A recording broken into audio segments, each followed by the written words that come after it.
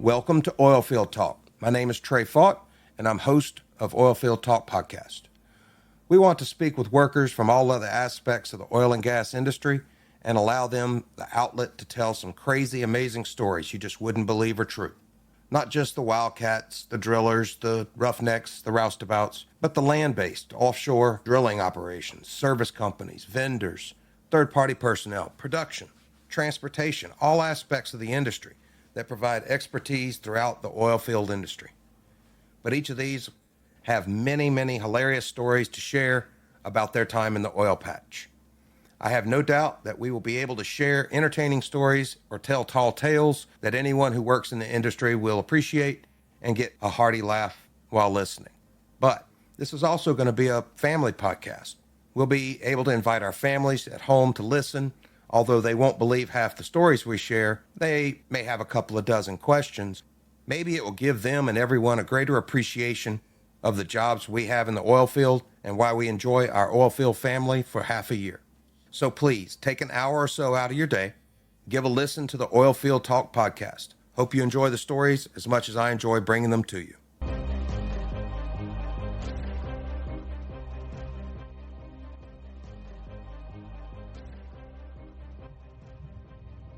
I owe everybody a prelude. I'm calling this one the past 48 hours. It's actually the 48 hours before I recorded the Poopy episode, episode 1. And just let everybody know what happened those 2 days beforehand. It really was a crazy time. So 2 days before, I was setting everything up for my trip, my little loop I was planning to make, where I was going to record 3 or 4 different people. I had set these appointments up with these people. They'd all agreed to participate. I was looking forward to it. I went out to hook up the truck, and the trailer lights blew. A fuse blew in my truck, and I didn't know what was going on. I actually took it up to the Ford dealership. I've got the super duper warranty. Y'all fix this thing. And they said, well, it'll be a $125 diagnostic fee. And then she says, well, it's probably just a fuse. So I thought about it for a second and said, you know what? I'm going to go check the fuses before I spend $125 for the guy to tell me it's a fuse. Sure enough, it was a fuse. So I parked on the side of the road, changed out the fuse. Everything went good. Everything was working fine. Get in the truck, drive about 30 seconds, it pops out again. Needless to say, I'm frustrated. Drive home, start looking around under the hood, changing fuse. Found another fuse that was out, changed that one, hooked everything up, pop. It's a third fuse that I blew. At this point, I had to go back up to the auto parts place and pick up another box of fuses. And these are about $4 a piece. So I started doing the math, and I said, really soon, I'm going to reach a point where it'll be easier, cheaper, and faster to just rewire the trailer. But I'm hard-headed. I want to find what the problem is. A lot of times it's just a simple fix, but it looks like I have a full dead ground out and it's burning up fuses. So I'm supposed to be packing the trailer up to go, but I've got light problems. I have to make a decision. Do I pack the truck and the trailer in my bags, or do I fix the lights? I decide to finish packing the trailer up, getting that ready to go, and I'll deal with the lights the next day. Got everything loaded, secured, locked down, truck's connected to the trailer. I get a good night's sleep, wake up the next morning, my mind's clear, I know the problem, I need to get these lights fixed so that I can hit the road this afternoon. Keep in mind, I've got a lot of other things going on at the same time. I've got a graphic artist who's building the website that isn't finished yet. He's also printing shirts that I need to go out of town with because I want to take these with me to give to the guests. So I give him a call, ask him about the shirts. Hey, what time are the shirts going to be ready? He said, ready. I said, yes, I'm going out of town today. I need to pick the shirts up. I thought you were going out of town tomorrow. No, I'm going out of town today. I need these shirts here pretty soon. It's like 9 or 10 o'clock in the morning, and he just kind of pauses. And I'm like, uh-oh. And he comes back, I thought you were going out of town tomorrow. I said, no, I'm going out of town today and I need those shirts. So he says, okay, I'm going to go down. I'm going to print some. I can't print them all, but I'll get some that you can take with you. I said, all right, I'll take whatever I can get. So I hung up with him. I've got this internal clock going now. I have to drive about 3 hours away to go to my first guest. And I don't have lights on the trailer, so I want to drive during the daytime.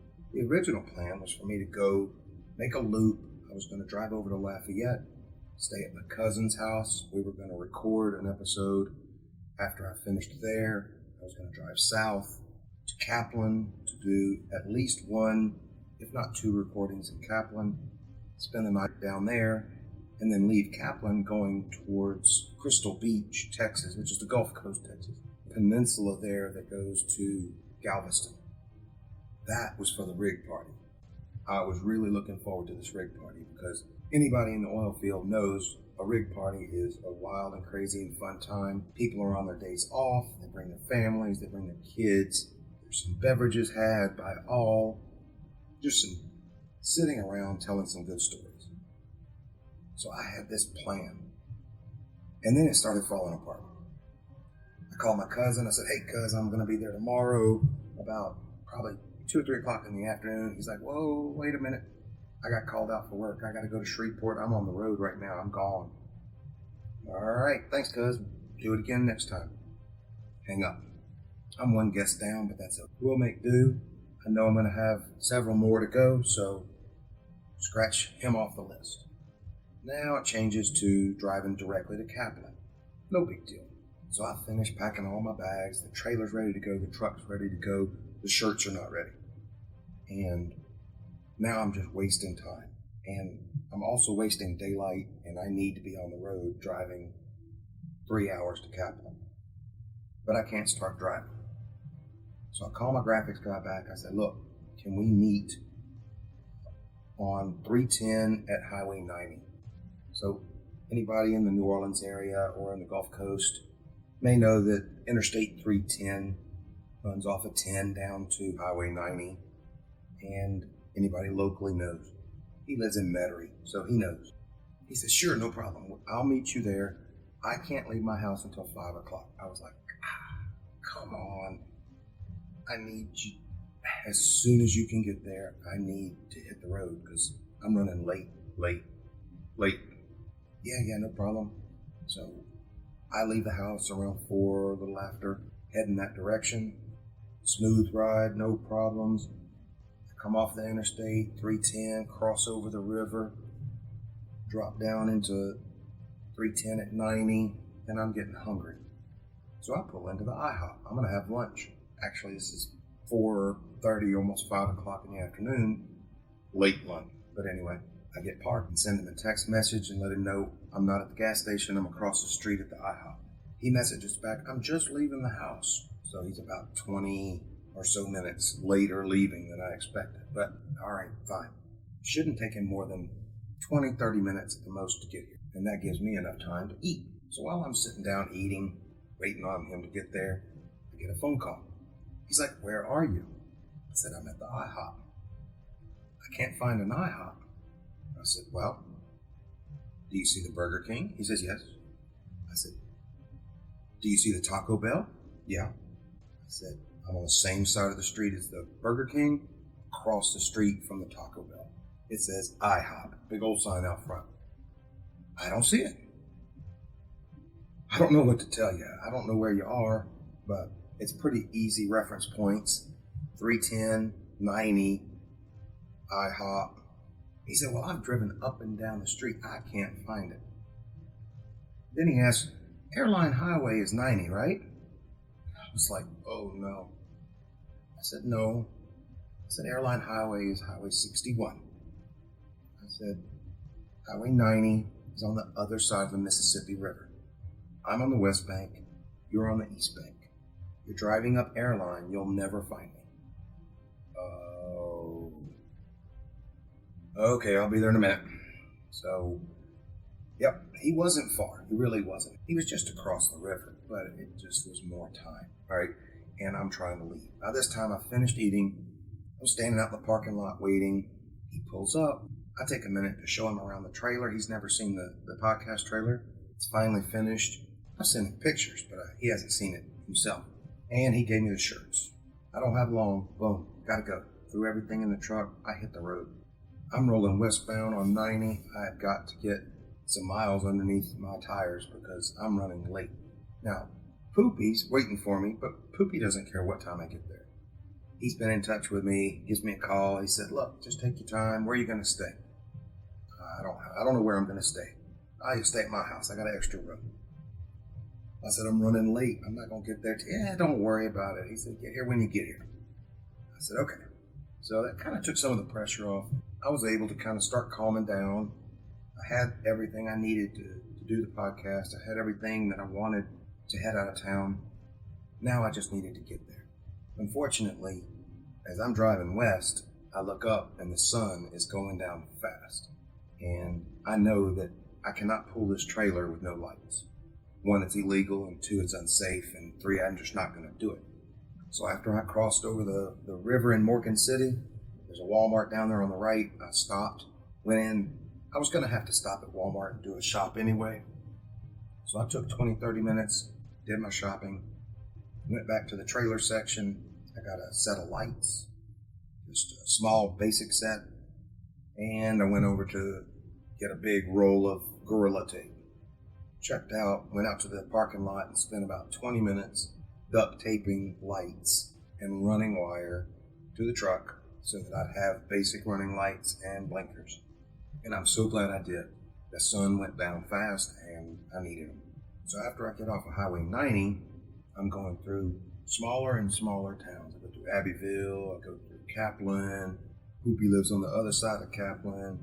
It's getting darker. I mean, at this point, it's pitch black. I am ready to get to Poopy's house, make the final turn, pull up in his driveway, and just throw it in park, get out, shut the truck off. I'm done. We'll mix an adult beverage, go sit up on the porch with my friends. I'm ready to relax. I've had a rough day, and I'm done. It's about 10:30 at night.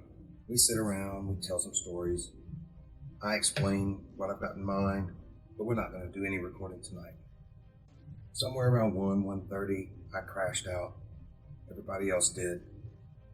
The next morning, we get up, taking our time. I'm in no hurry whatsoever. We're just taking it easy, waking up slowly. We'll get to recording in a little while. We go to the trailer, set up, and record the first episode of Oilfield Talk with Poopy. I hope you enjoy what we're doing. This is going to be another short episode because I don't know how much I'm going to be able to upload with the poor internet connection I have offshore. I plan to do a couple more short episodes before I go home to fill in, but I've got some really exciting news already. Poopy has 10 friends that want to record. So there's 10 more people in Kaplan. I'll be going back to get their stories. My graphics friend, he has 3 people, a boat captain and somebody else that wants to record. A couple of my friends from offshore have contacted me with interest. At least one land-based guy, at least one transportation guy. It's starting to come together, and I can tell this time home could be really crazy. I'm hoping that we'll be able to record a lot of content. The more content I have recorded, I can get it edited, I can have it ready to go. Hopefully one day, I'm going to have enough content to drop at least 1 episode a week.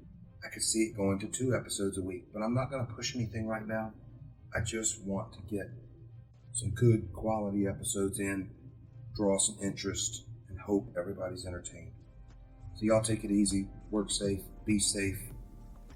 Nomad Mobile Productions is a broadcasting and media production company that produces podcasts and provides a mobile podcast studio complete with audio and video recording equipment.